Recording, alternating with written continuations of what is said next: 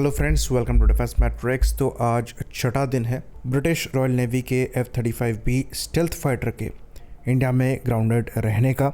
ये केरला के Thiruvananthapuram international airport में है। टेक्निकल स्नैक की वजह से ये प्लेटफॉर्म यहाँ पर लैंड हुआ था।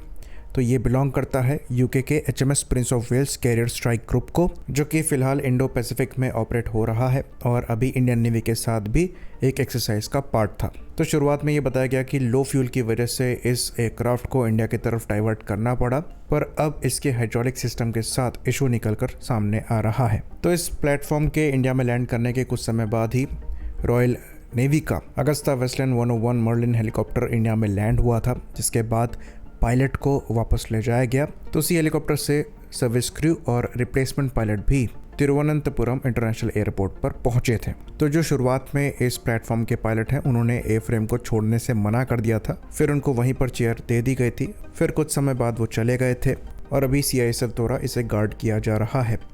तो इस एयरक्राफ्ट को इंडियन एयरफोर्स के IACCS सिस्टम ने, यानी कि integrated air command and control system ने डिटेक्ट किया, जिसके बाद इंडियन एयरफोर्स ने इस प्लेटफॉर्म को असिस्ट किया लैंड होने में। खैर, ये प्लेटफॉर्म ल्यूनबर्ग लेंस के साथ भी है, साथ में SRAM air to air missile carry कर रहा है, जो कि एक्चुअली ट्रेनिंग ग्राउंड है, इनर्ट वेपन है, पर जो सीकर है ये लाइव है। तो जो ब्लू स्ट्राइप है ये शोकेस करती है कि इनर्ट राउंड्स हैं, कोई वॉरहेड नहीं है, पर जो पिंक स्ट्रिप है ये शोकेस करती है कि यहाँ पर जो सीकर है वो लाइव है। तो डेफिनेटली ये एयरक्राफ्ट अपने स्टेल्थ मोड में नहीं था, लेकिन अगर स्टेल्थ मोड में होता तो ये एक जैकपॉट हो सकता था, और अगर उस समय IACCS सिस्टम इसको इंटरसेप्ट कर पाता तो ये बहुत बड़ी बात होती। खैर, जो भी है, मुद्दा यहाँ पर यह है कि F-35B इंडिया में 6 दिन से पड़ा हुआ है हाइड्रोलिक इशू की वजह से। साथ में हाल ही में इसके कई क्रैशेस जो हैं ये भी नोट किए गए हैं। तो 2014 से इनके ऑपरेशनल वेरिएंट्स के क्रैशेस हो रहे हैं, और एक आध साल को बीच में छोड़ दे तो ऑलमोस्ट हर साल एक क्रैश है। बाकी कई साल तो 2-2 क्रैशेस हैं। 2022 में तो 4 क्रैश हुए हैं।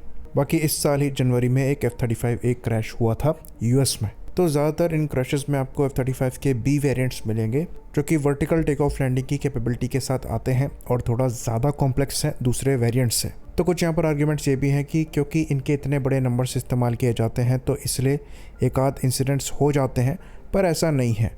US एयरफोर्स द्वारा इनसे भी बड़े नंबर में F-16 और F-15 का इस्तेमाल किया जाता है, पर वहाँ पर ऐसे इंसिडेंट्स सामने नहीं आते हैं। F-35 के साथ जो इंसिडेंट्स का केस है ये थोड़ा ज़्यादा है, और यहाँ पर हम क्रैशेस की ही बात नहीं कर रहे हैं बल्कि टेक्निकल इश्यूज़ की भी बात कर रहे हैं। बाकी अगर 5th जनरेशन प्लेटफॉर्म की भी बात करें तो F-22 रैप्टर 2005 से US एयरफोर्स ऑपरेट कर रही है, और वहाँ भी ऐसे इंसिडेंट्स जो हैं नोट नहीं किए गए हैं।